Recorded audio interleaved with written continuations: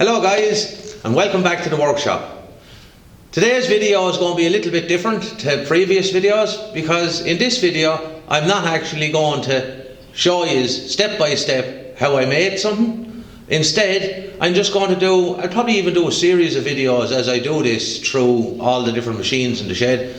But in this video I'm just going to show you the dust collection hood that I made this week for my 30-year-old planer thicknesser. In fact, it's over 30 years old.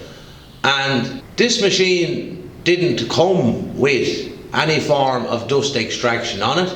So I added a dust extraction hood to it when I got it 28, nearly 29 years ago, second hand.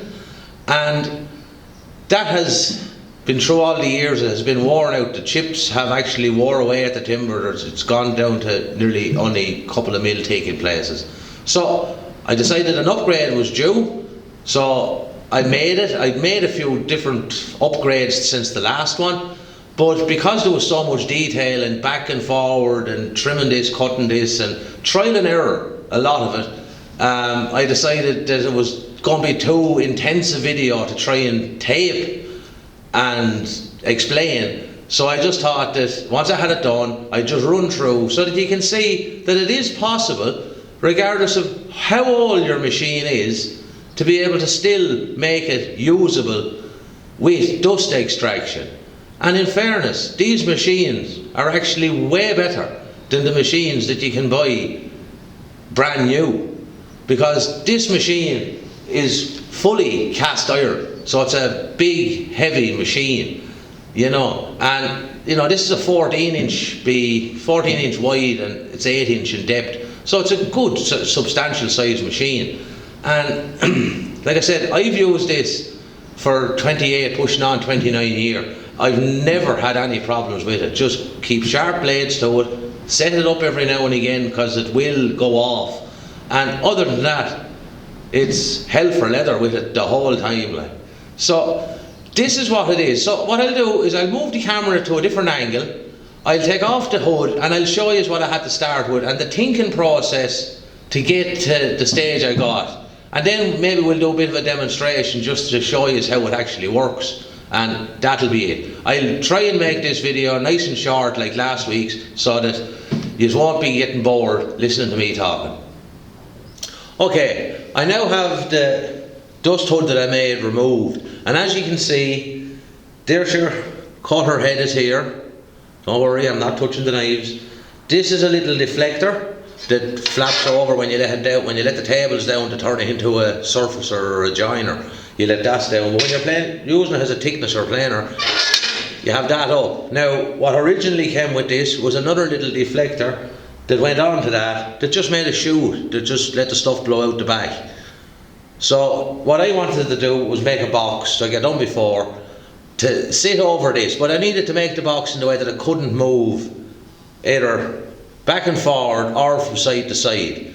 So what I decided to do, you see, every machine is going to be different. That's why making them me showing you how to make this one is not really maybe going to be comparable to another machine. But what I done was I made two sides and I cut those to sit around the two sides of the planer. So that locked it from going back and forward. Then I cut my two back and front piece, and I left enough room so that it wasn't going to be interfering with the wood going in or coming out, so I keep it above the rollers. And I just filled in at the back here. I'll show you now on the real thing. I filled in at the back here to fill the void between the back of this plate and the back of the box. And I put that in tight on the inside here, so that stops it from moving from side to side. So I'll just lay the box in place. I put the top on it hinged so that I can look into it. I'll open it up. I might have to move the camera angle a little bit to show you what I done inside in the box, and then we'll be able to go from there. But as you can see, the box is designed just to sit on like that. You can't move that way, and I can't move that way. So the box is solid when it's in place, which is very important. You don't want this getting caught up in the blades. So you probably can't see inside, so I'll bring you around to this angle to show you in this part, because this part is irrelevant, does nothing. This is the important part here. So I'll bring you around a bit more. We'll have a look at that, and that'll be it. Okay, it's very difficult to get the right camera angle on this to show you the inside, but if you can see down here at the bottom, this is the piece that I said that I put from the back of that plate to the back of the box, and it's the right weight to stop the box from moving from side to side.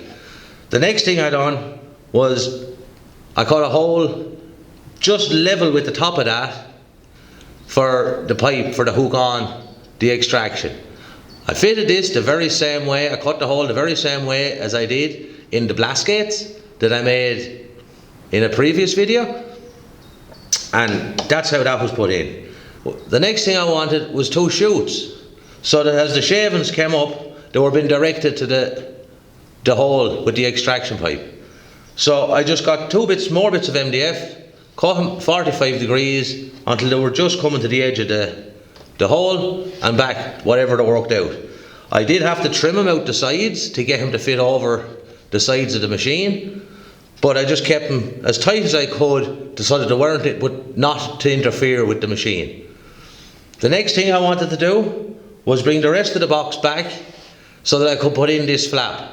So I just put in 2 sides, because if I didn't do this, I'd have had a combination of angles on this piece here. So I just put in 2 more pieces of MDF that just came in to just within 1/8 of an inch or 3 mil, thereabouts, of both sides of the cutter head down at the bottom.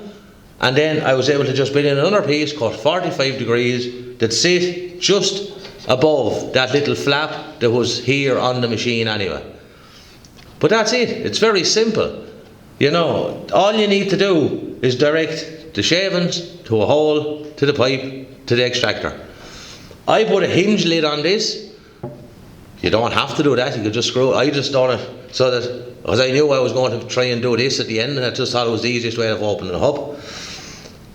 Some people will say, why did you make the whole box? Well, there's another reason for that. Because when the lid is closed and you're playing in bits of timber, you can always lay bits of timber on top of this box. This box is solid. You can lay whatever you want on top of this. So as you're running the timber through, you can always lay it back on this so that when you turn it over, you can run it through again. You're not having to lay it off to one side. So, but what I'm going to do now is, when I have the camera roughly in that position, is I have a couple of little bits of polycarbonate, and I'll just place the pieces of polycarbonate over this, and I'll start the machine up and I'll run a piece through it, so hopefully we'll be able to see the shavings coming up here and being sucked out the back. So I'll just hook on the pipe, I'll start up the machine, and we'll see will that work.